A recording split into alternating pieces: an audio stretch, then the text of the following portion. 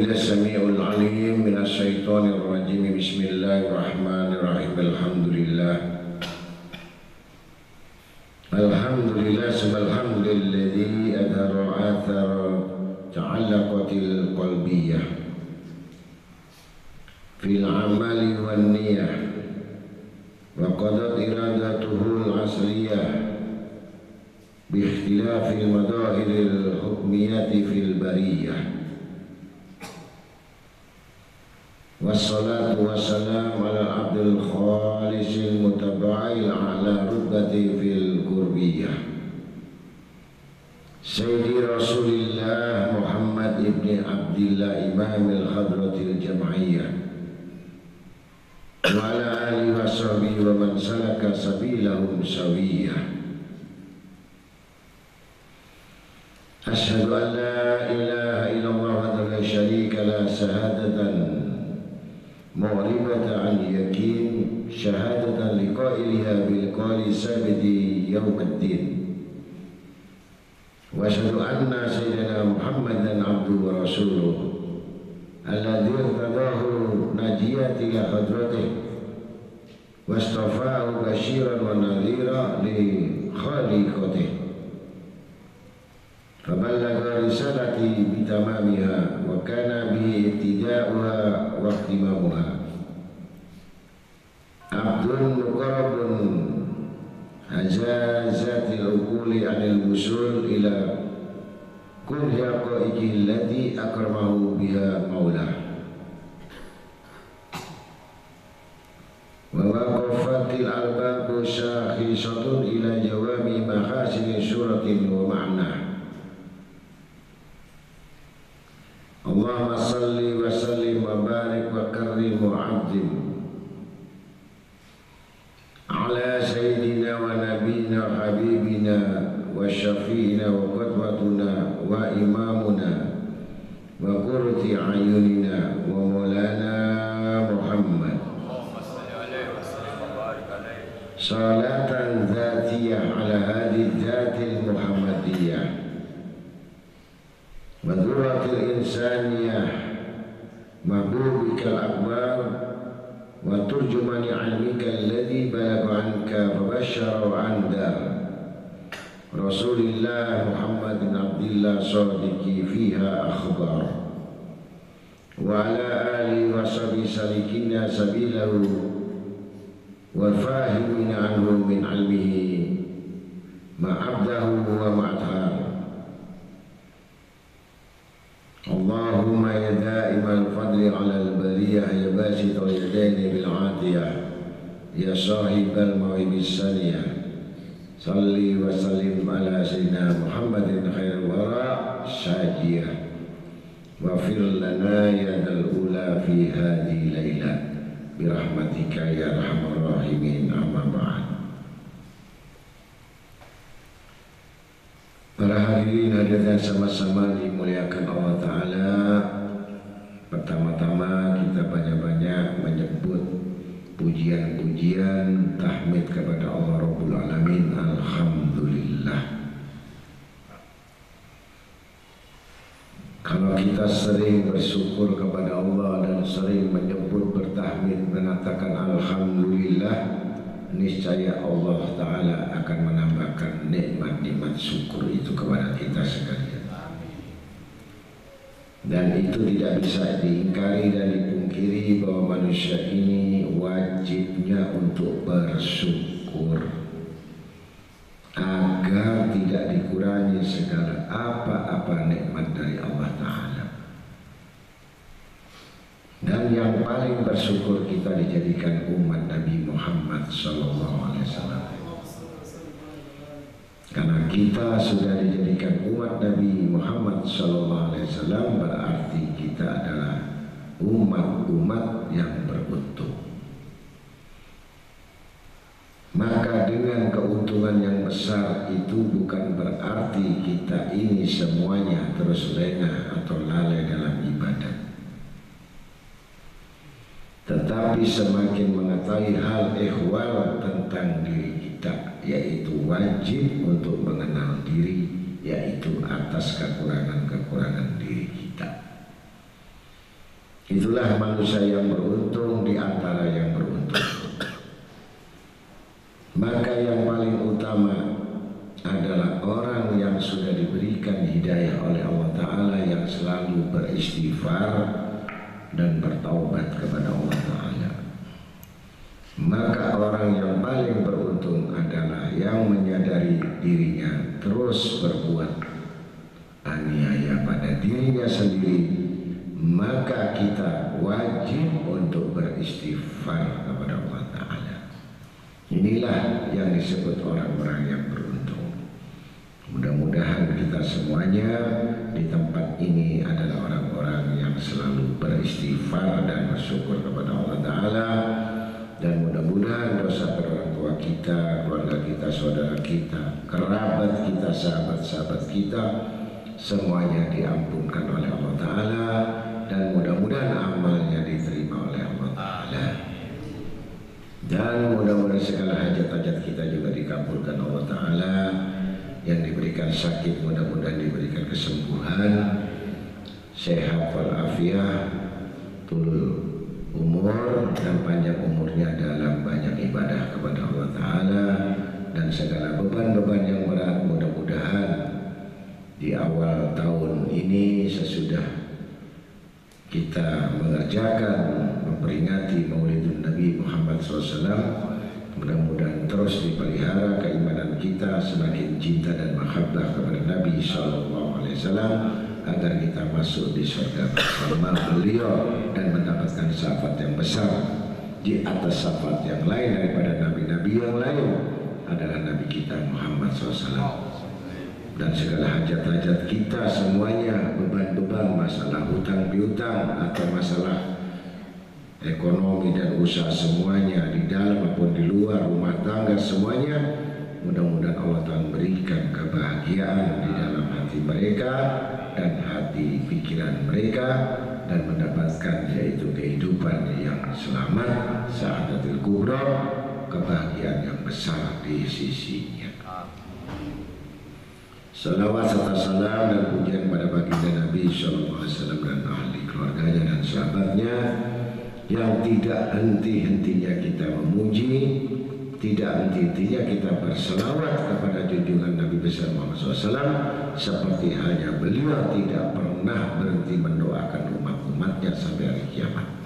Mudah-mudahan Allah Ta'ala menyampaikan salam dan pujian dan salawat kepada baginda Nabi SAW dan dibalas kepada kita sekalian dan seluruh keluarga kita. Amin.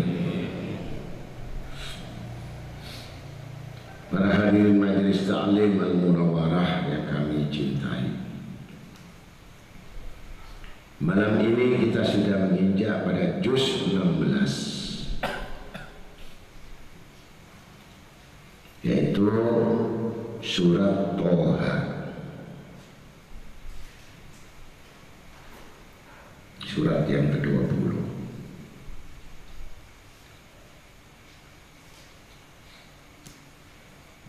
Yang mana surat Toha ini berisi 135 ayat.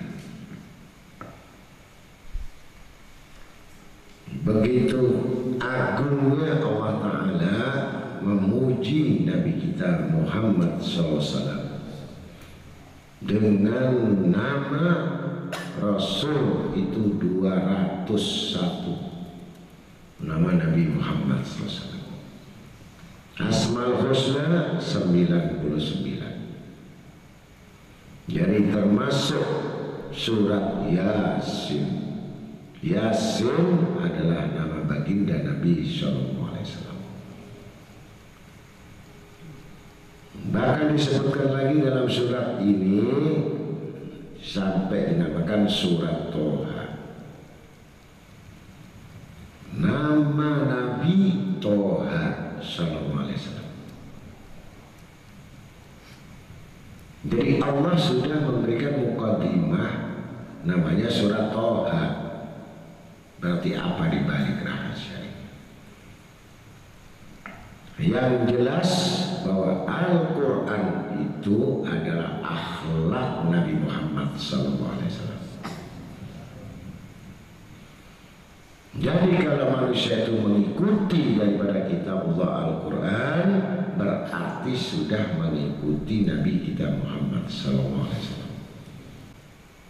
Wa qaluhu ta'ala fi kitabil karim. Bismillahirrahmanirrahim. Toha sallallahu alaihi wasallam.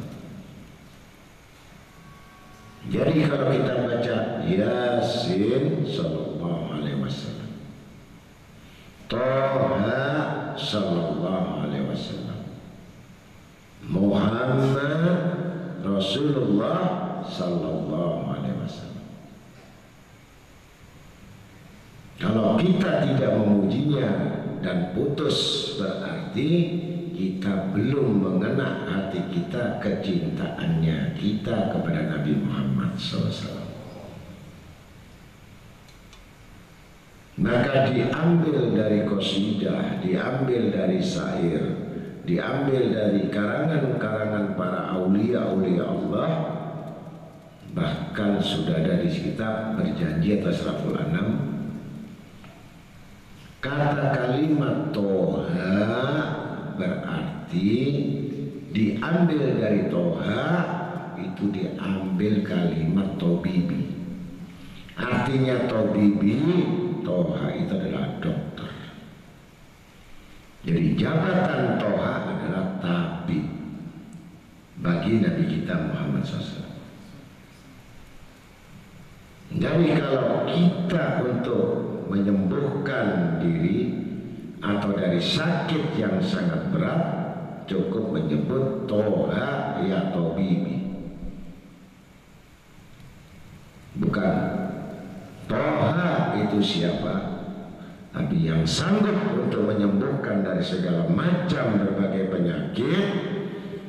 Bahkan sudah dilakukan oleh orang-orang salafun saleh sampai mengucapkan Assalamualaikum Toha Tobibi. Jadi jabatan Toha sallallahu alaihi wasallam Tobibi, artinya dia sanggup yang namanya Nabi kita Muhammad SAW memikul segala bentuk macam penyakit.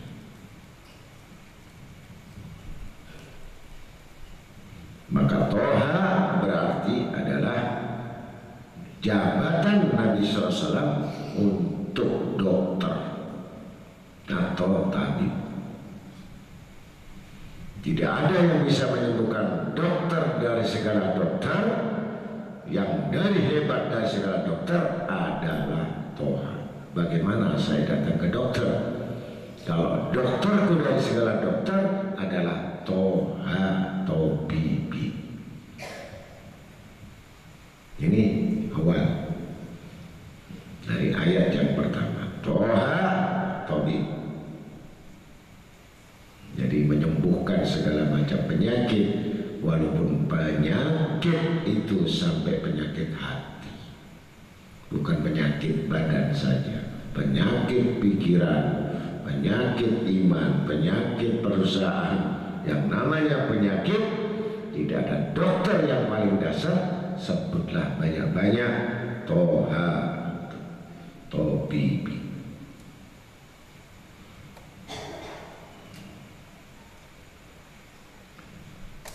Ayat yang kedua, ma anjalna 'alaikal qur'ana litashqa. Sadaqallahul ma'azim. Kami tidak menurunkan Al-Quran ini kepadamu Muhammad agar engkau menjadi susah.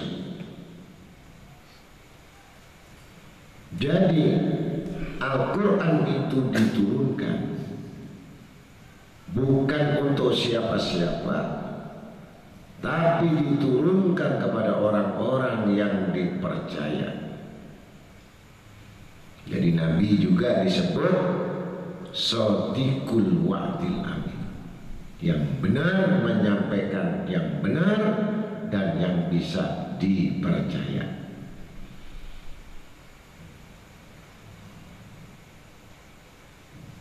Jadi setiap dimulai Yasin wal Qur'anil Hakim, asqa.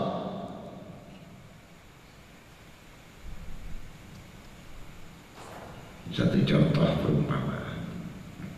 Kalau orang sudah mengenal, si fulan kesini kamu. Misalkan namanya siapa? Toha kesini. Dengerin saya ngomong. Berarti sudah berhadapan-hadapan. Saking dekatnya Allah Ta'ala kepada Nabi Muhammad SAW. Dan langsung perantaraannya adalah malaikat Jibril alaihissalam. Sampaikan salamku kepada Rasul dan sampaikan beritaku tentang bahwa Muhammad SAW adalah kuberi jabatan Toha. Maka kami tidak menurunkan Al-Quran ini kepadamu. Jadi tidak aku turunkan Quran ini kepadamu. Maksudnya mu adalah kalimat kata-kata fi'il, artinya sudah berada. Di fi'il itu kalimat kata kerja. Kalau bahasa nahwu. Jadi tidak diturunkan Al-Quran kepada Nabi Muhammad SAW bukan agar engkau menjadi susah. Jadi diturunkan Al-Quran bukan untuk menyusahkan Nabi Muhammad SAW. Tapi ini berita gembira. Setelah disampaikan kepada baginda Nabi SAW, yang namanya hati, kalau sudah satu ayat masuk di dalam hati seseorang, satu ayat itu sudah masuk dan menguasai jiwa kalbunya, itu orang kaya. Sudah nggak butuh ilmu yang macam-macam, yang begitu dasar, nggak perlu lagi, sudah cukup. Ditimbang di mizan nggak mampu memikulnya. Berapa beratnya daripada ayat ini? Berapa kemuliaan ayat ini? Berapa tingginya ayat ini? Berapa agungnya ayat ini? Berapa hebatnya ayat ini? Cukup satu ayat. Dia sudah menjadi orang-orang yang tidak butuh lagi dengan makhluknya ini. Dia tidak butuh lagi dengan apa yang ada di muka bumi ini. Sudah sesak dadanya menerima karunia yang berat, karunia yang besar dari Allah. Ayat 1. Apalagi 30 juz. Setelah mendapatkan sesuatu dari ayat demi ayat yang begitu halus dan lembutnya, Allah menuntun baginda Nabi SAW dengan halus dan dengan kecerdasan yang tanpa menulis, langsung mendapatkan al-ilmu fis sudur. Ilmu itu ada di dalam hatinya. Wala ilmu fis sudur. Dan ilmu itu tidak pada lembaran yang kalian tulis. Ilmu bukan lembaran di atas kertas. Ilmu bukan ditulis di atas kertas. Tapi al-ilmu fis sudur, artinya ilmu ada di dalam dada seseorang yang bersih jiwanya, yang bening hatinya, bukan sutur. Sutur itu lembaran. Tulis, buang, hilang dan lepas, tapi tidak masuk di dalam hatinya. Inilah orang-orang yang nifaq, orang-orang yang sudah tertipu dengan apa yang ditulisnya. Al-Mushaf adalah lembaran-lembaran. Kami sudah menuliskan lembaran Zaid bin Sabit yang menyalin Al-Quran, Sayyidina Umar bin Khattab yang menulis. Bahkan disalin menjadi mushaf seperti lembaran ini, yang dulu tidak ada harakat, yang dulu tidak ada fathah dan kasrah, tulisan itu gundul semuanya dan tidak ada titik. Disempurnakan dengan Zaid bin Sabit sampai Sina Utsman atau Syekh Umar bin Khattab. Maka sampai kita hari ini bisa membacanya. Tapi wala sudur, tapi fis sudur, artinya ilmu ada di dalam hati dada seseorang yang bersih. Nah ini langsung Nabi kita Muhammad SAW tanpa tulis, tanpa membaca, langsung hafal. Kalau tampung pembenarannya itu di akalnya, kalau tampung pembenaran ilmu itu di babanya, di hatinya, bila fis sudur wala fis sudur illa tadhkiratan liman yasha, melainkan sebagai peringatan bagi orang yang takut kepada Allah. Jadi kata yasha adalah takut. Khauf artinya juga takut. Yahsha basyarat juga takut. Tapi kata-kata khauf itu takut terhadap ancaman Allah. Kalau yasha takut dalam peringatan. Ini beda. Jadi orang yang takut dalam peringatan yasha. Dari tadkiratan, adikra, tadkiratan artinya peringatan. Jadi zikir juga peringatan. Nah, zikir ingat, tadkiratan peringatan.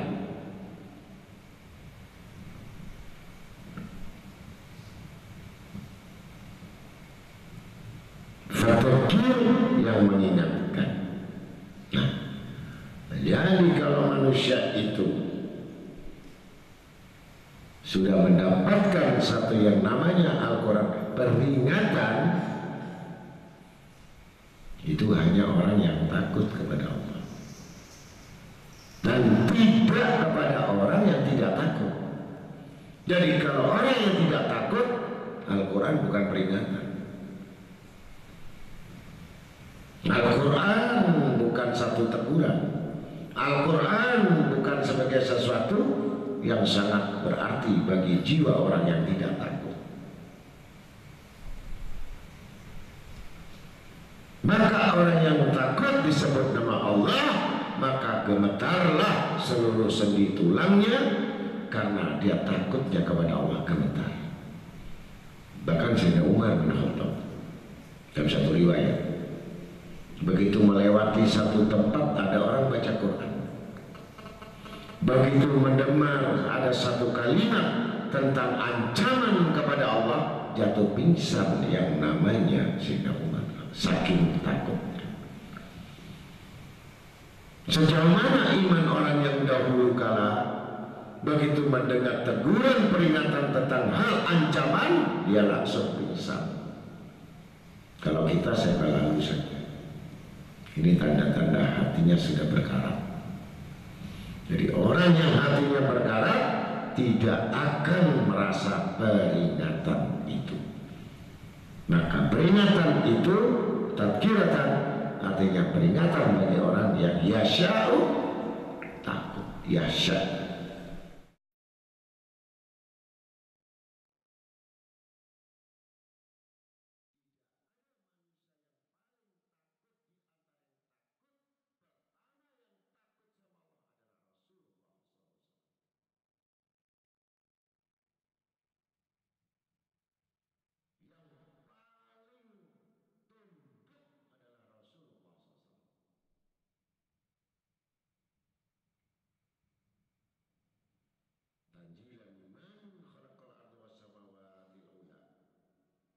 Diturunkan dari Allah yang menciptakan bumi dan langit yang tinggi. Tanzil diturunkan. Jadi kalau diturunkan, kata-kata diturunkan berarti kepada siapa yang diberikan.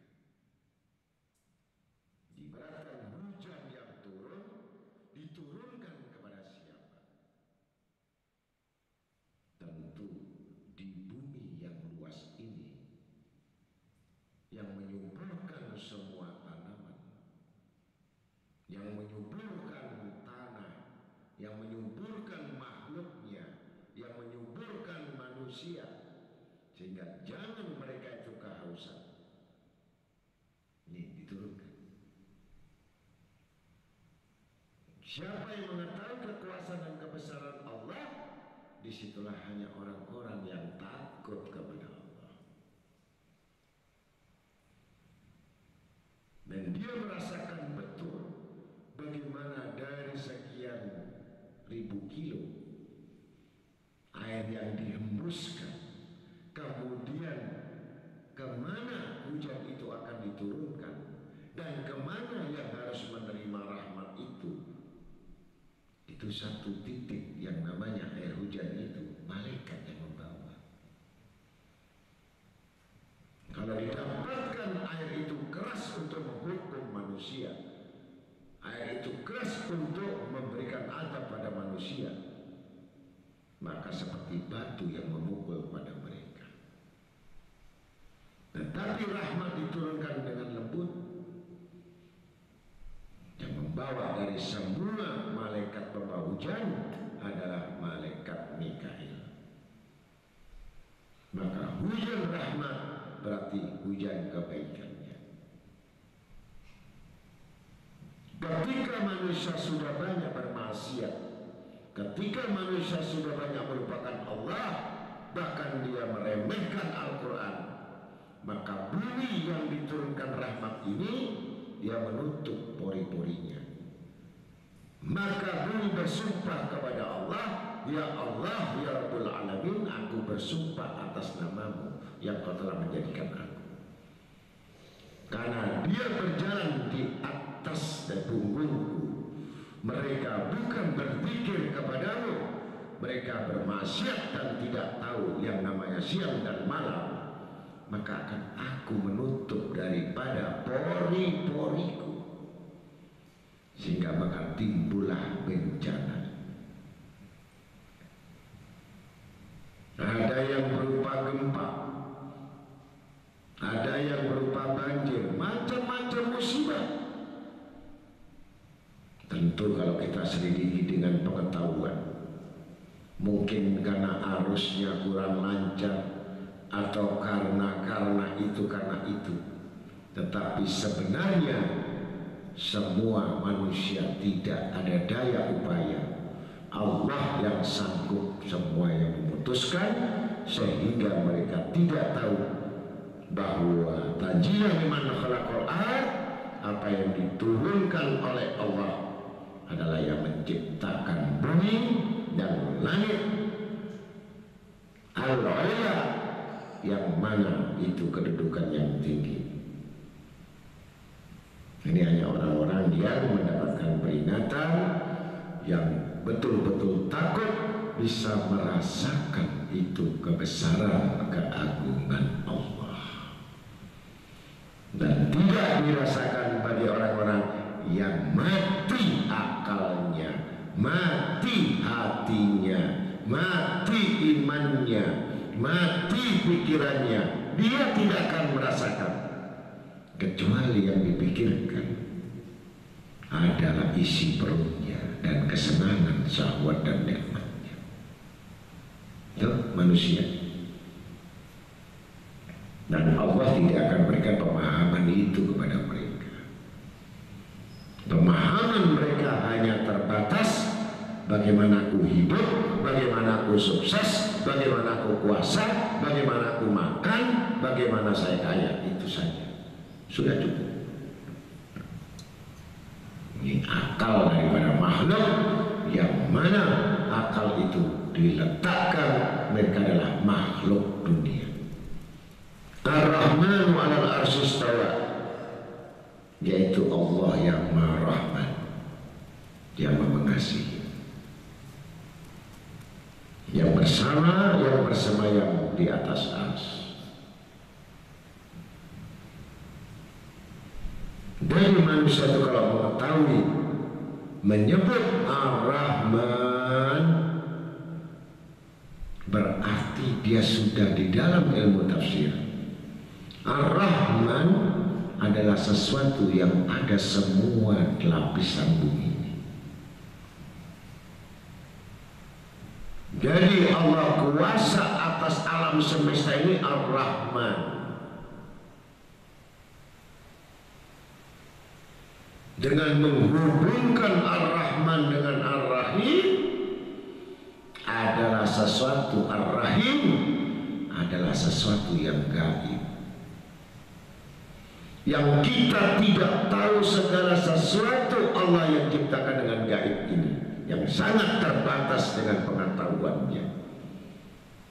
Siksa kubur, mahsyar, kebangkitan dalam kubur, jembatan Shiratal Mustaqim, neraka dan surga, mizan, isi neraka apa, isi surga apa, dan kenikmatan yang bagaimana, neraka itu yang bagaimana pedihnya. Tidak akan kau capek dan kau mengetahuinya sebelum kamu mengenal Ar-Rahim.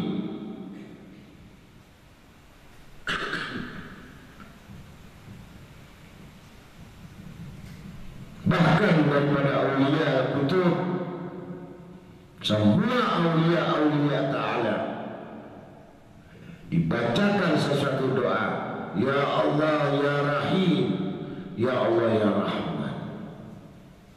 Kenapa didulukan ya Rahim?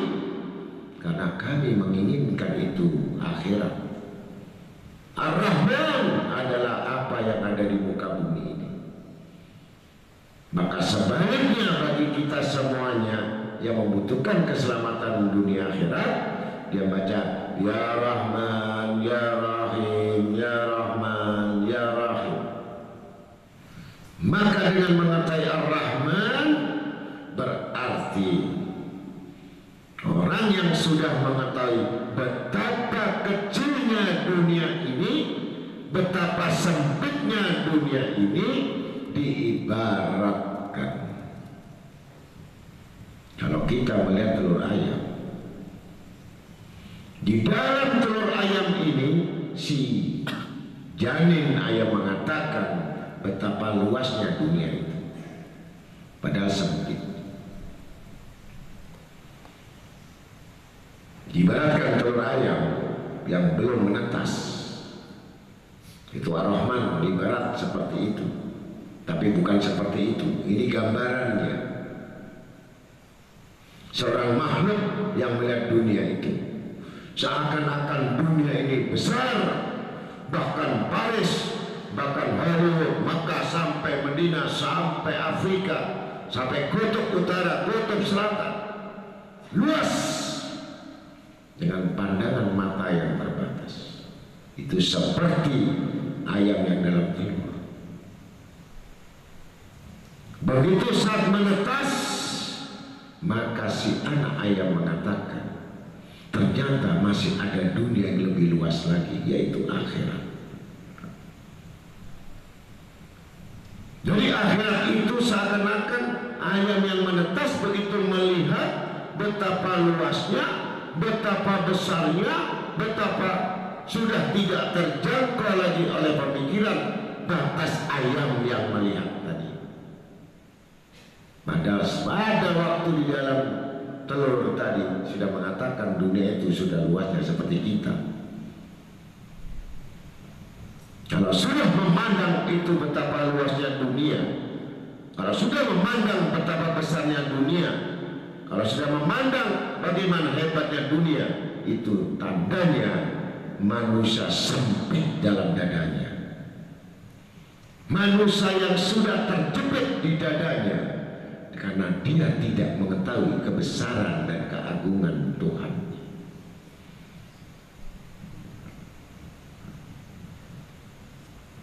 Maka menghubungkan dirinya bahwa dunia ini diciptakan sama Allah Ta'ala cukup Ar-Rahman, tidak lebih. Isinya, rezekinya, matinya, langkahnya, hidupnya, semua masuk dalam kata Ar-Rahman. Kapan itu binatang berjalan mati, kapan dia masanya hidup, kapan dia mendapatkan satu perumpamaannya seperti itu Ar-Rahman.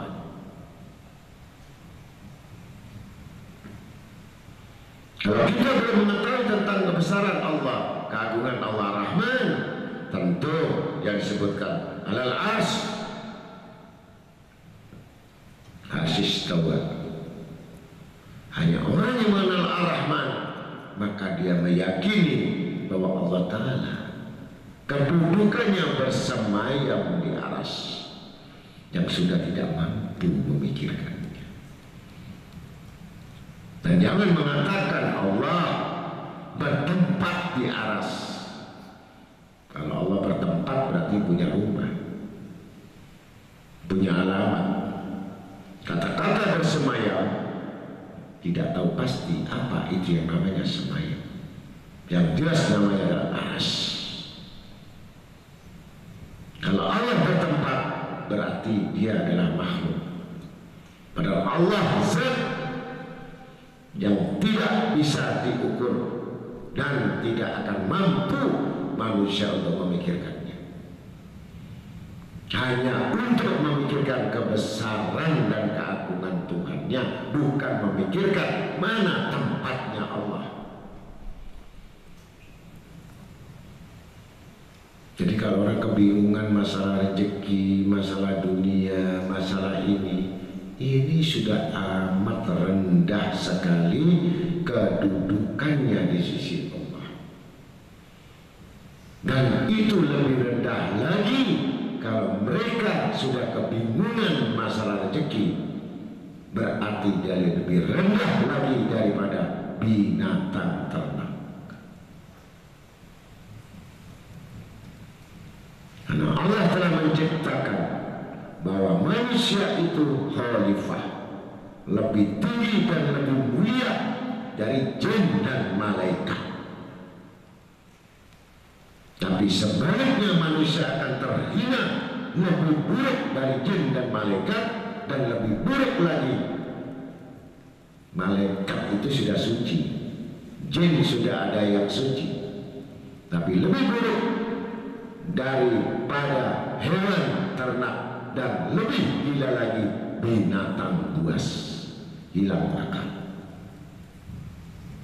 Kalau hilang akal berarti hilang iman. Kalau hilang iman berarti hilang keyakinan. Kalau hilang keyakinan maka dialah manusia disebut kufur. Jadi kata-kata kufur itu bahasa Arab kufr, kufran tersembunyi, menyembunyikan sesuatu yang tidak yakin dengan Tuhannya, itu kufur. Paham sudah?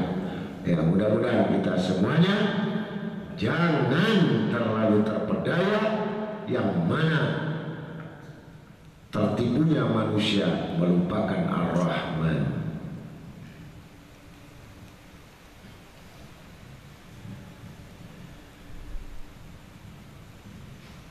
Jadi ada yang tempat yang mustawa, nah, itu sudah kita jangan tanyakan mana mustawa. Itu perjumpaan antara nur min nuri, cahaya dengan cahaya Allah, dan cahaya Nabi SAW adalah cahaya Nabi Muhammad, itu dari cahayanya Allah SWT. Jadi kalau Rasulullah SAW berjalan dengan terpaan cahaya matahari atau sinar lampu yang terang, Nabi nggak ada bayangannya. Bagaimana cahaya matahari, cahaya lampu, cahaya terang lebih terang daripada cahaya yaitu Nabi Muhammad SAW.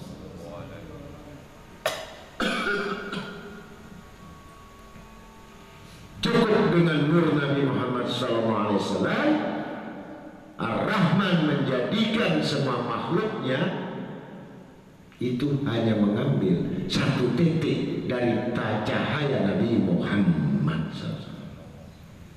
Satu titik. Bukan seluruh cahaya Nabi dijadikan alam semesta ini. Satu titik. Satu titik lagi jadi surga, satu titik jadi neraka, satu titik jadi rezeki, satu titik lagi jadi maut, satu titik lagi jadi kolam, satu titik lagi jadi pena, satu titik lagi jadi ilmu, satu titik lagi jadi amal, satu titik lagi jadi manusia seluruhnya, satu titik lagi jadi semua makhluknya, jin dan manusia. Syedal kaunin wasaqalain. Bagaimana kalau manusia tadi tidak cinta kepada Nabi Muhammad SAW? Nah, ini yang disebutkan Toha. Jadi dengan 4 ayat Allah telah memuji kepada Nabi Muhammad SAW. Toha. Siapakah Toha? Waliman hadza Toha? Wa ismu Toha? Siapa Toha? Dan apa itu Toha? Aku yang menjadikan Ar-Rahman. Dari 4 baris saja, agar manusia tidak ada sesuatu yang tidak ada musabibul asbab, yang tidak ada sebab, kecuali ada yang membuatnya. Kemuliaan Nabi kita Muhammad SAW Ar-Rahman. Lahu ma fis samawati wa fil ardh wa ma bainahuma wa ma tahta thara. Ayat yang kelima.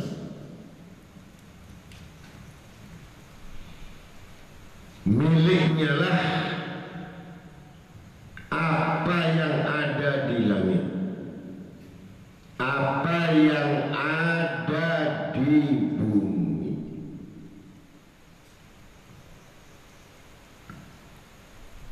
Apa yang ada di antara keduanya dan apa yang ada di bawah tanah.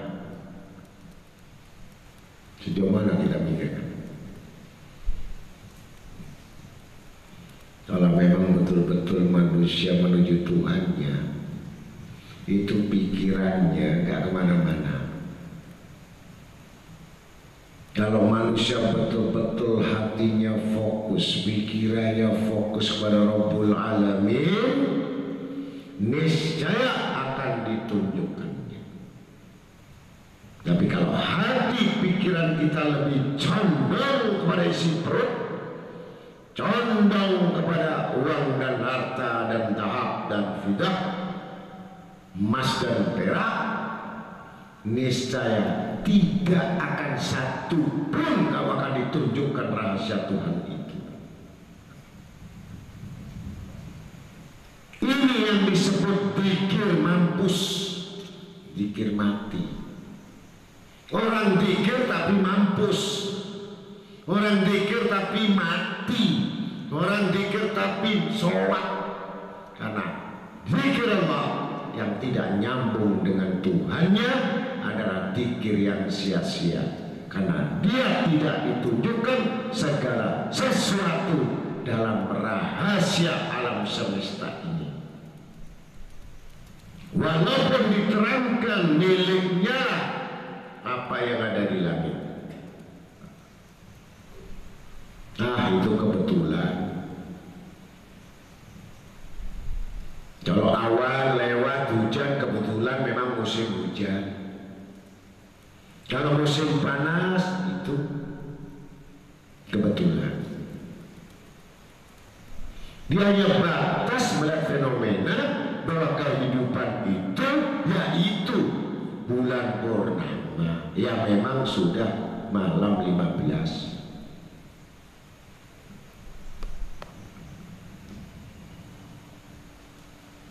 Apalagi yang di langit.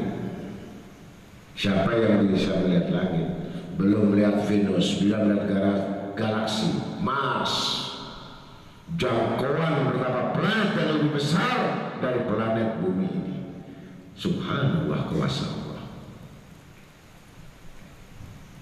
Bagaimana Allah tumbuhkan bintang itu dan hilang pada pagi hari, bagaimana munculkan yang bulan itu lenyap pada siang hari. Kamu cuma mengatakan ya sudah malam. Cuman kamu berpikir besok saya janji sekian, besok transaksi, besok saya dapat untung, saya dapat uang, makan, tidur, bikin anak. Enggak. Terus saja. batasan manusia yang sudah tidak ada lagi, yang disebut tidak ditunjukkan kebesaran kekuasaan Allah. Cuma bingung memikirkan nasib, bingung memikirkan rezeki, bingung memikirkan apa namanya yang keinginan-keinginan.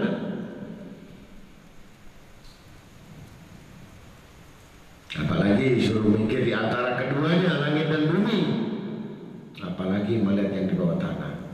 Paling keduk tambang ambil itu yang namanya akik, berlian, timah, batu pasir, batu besi, biji besi, batu bara, tuh yang dipikirin. Dilarang? Tidak, tapi mengertilah bahwa sesuatu yang di dunia ini aku berikan kepada mereka hanya orang-orang yang takwa, dan aku berikan rezeki ini hanya kepada orang-orang yang mulia, al-insanul kamil. Tidak kuserahkan dunia ini kepada orang-orang yang selain dari orang-orang yang mulia. Andai kata diberikan kepada orang yang tidak mulia, itu seperti api yang membakar dirinya, yang gelisah dengan hartanya, yang gelisah dengan masalahnya, yang gelisah dengan kecapeannya, yang gelisah untuk menghitungnya, dan gelisah dalam kekurangannya, dan gelisah untuk membelanjakannya. Begitulah manusia. La, tidak. Kecuali aku berikan mereka kesenangan adalah para nabi-nabiku, para rasulku, dan mereka betul-betul hakiki yang mendapatkan kesenangan, kenikmatan, kebahagiaan yang besar di dunia dan akhirat. Ya jalahu makhrajan. Kalau orang awam silih berganti, nggak dikasih pusing, dikasih juga pusing. Nggak kerja pusing, kasih kerja juga pusing. Dikasih rezeki pusing juga. Kurang lagi, toh isinya repot terus. Karena dia menggantungkan sesuatu selain Allah, niscaya dia akan dicabut kenikmatan hati dan pikirannya. Maka berhati-hatilah yang tidak mengetahui apa yang di bawah tanah, bahwa semuanya kamu akan melihat. Bahkan kita pun semuanya akan mati dan dikubur dalam tanah.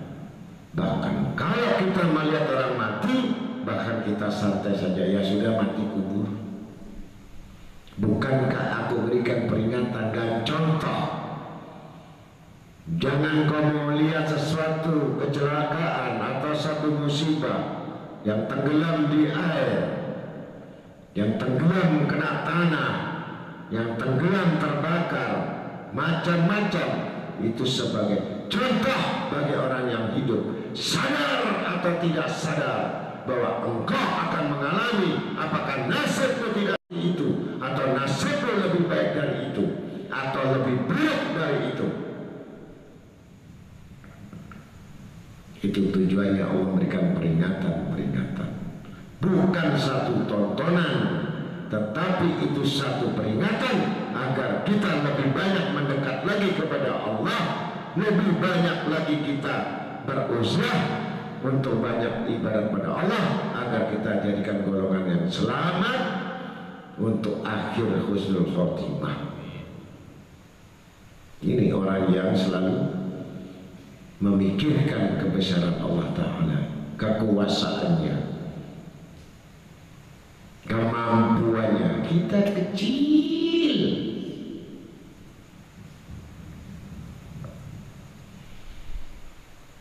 Kalau manusia lupa, yang tidak mengetahui apa-apa yang di langit dan apa yang di bumi, maka dia akan makin sengsara dalam hidupnya. Yang punya jabatan dimakan dengan jabatannya, yang punya kekayaan dimakan dengan kekayaannya, yang punya harta dimakan dengan hartanya.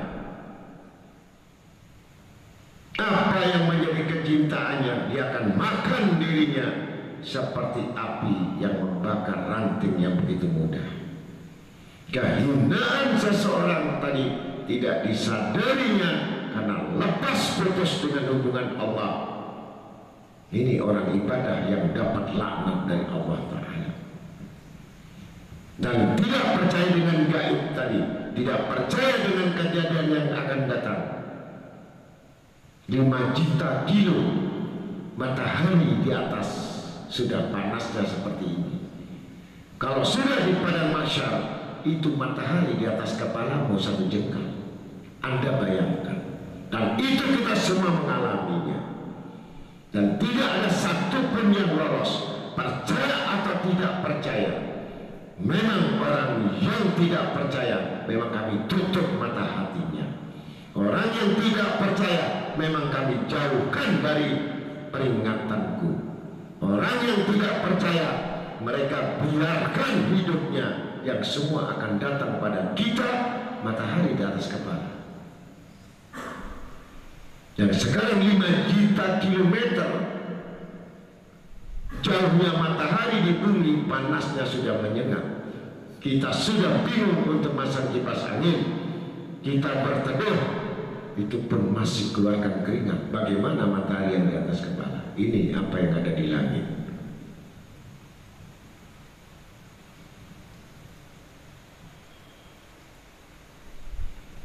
Wa in tajhal bil qawli fa innahu ya'lamu sirra wa akhfa. Dan jika engkau mengeraskan ucapanmu, sungguh dia mengetahui rahasia dan yang lebih tersembunyi. Ada keras marah, ada keras nafsu, ada keras karena emosi, ada keras karena ingin dipuji, ada keras karena ingin mendapatkan penghormatan.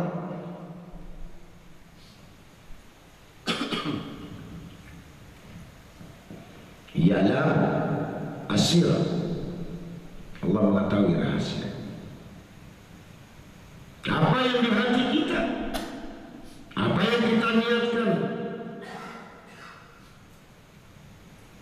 apa yang lebih sembunyikan, niscaya tidak akan terlepas apa yang kau pikirkan. Dan semua tercatat di Lauhil Mahfuz. Dan kamu tidak bisa lari dan kenyataan atau kamu membuat sesuatu yang berbagai hujah-hujah dan alasanmu, sehingga kau akan mengalami dalam kerugianmu dan mengalami dalam kebodohanmu.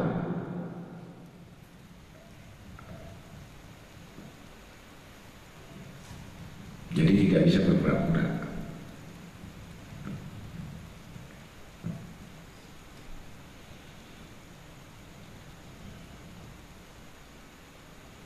Maka Allah la ilaha illa huwa lahul asma'il husna.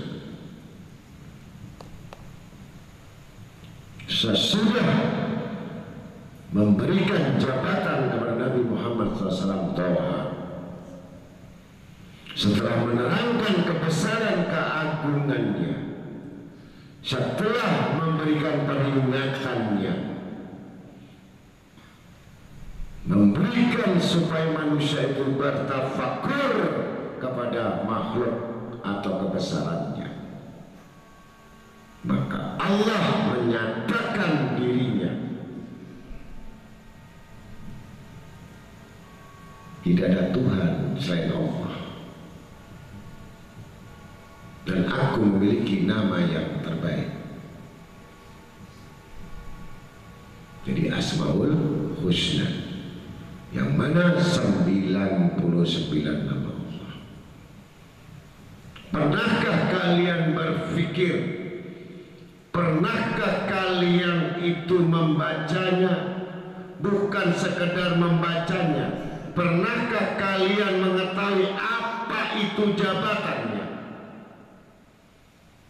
Kalau kita sudah menerangkan Ar-Rahman saja dari awal, yang sudah luas begitu kemampuannya, luas dengan kekuasaannya, luas dengan keagungannya, luas dengan kepemilikannya, luas dalam keadaan keberadaannya, luas kuasa sesuatunya. Ini baru Ar-Rahman. Bagaimana yang 98? Jadi jangan hanya baca Ar-Rahman, Ar-Rahim, Al-Malik, Al-Qudus. Coba.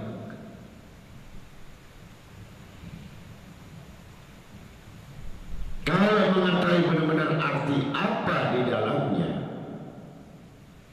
apa jabatannya dan apa kepemilikan dan kekuasaan dan keagungannya, niscaya baru ketahuan bahwa diri kita ini tidak ada apa-apanya.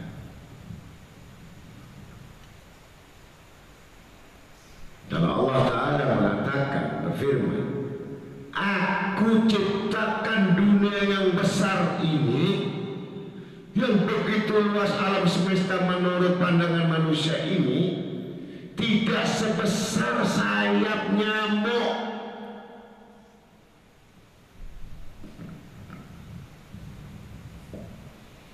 Kalau manusia dititipkan sifat itu, manusia pilihan dititipkan sifat itu, dia memandang yang namanya dunia ini bukan seperti pandangan Allah karena dititipkan. Tapi dia melihat dunia ini tidak sebesar telur. Luasnya begitu tidak sebesar telur, sempit dan tidak berharga, dan tidak ada nilainya, dan tidak ada apa-apanya, dan dia tahu. Maka Al-Hikmah mengatakan, bagi seorang yang tajir, seorang yang kaya, seorang pedagang yang hebat, apabila meninggal, dia meninggalkan anaknya berupa harta yang dalam kelalaiannya. Tapi seorang yang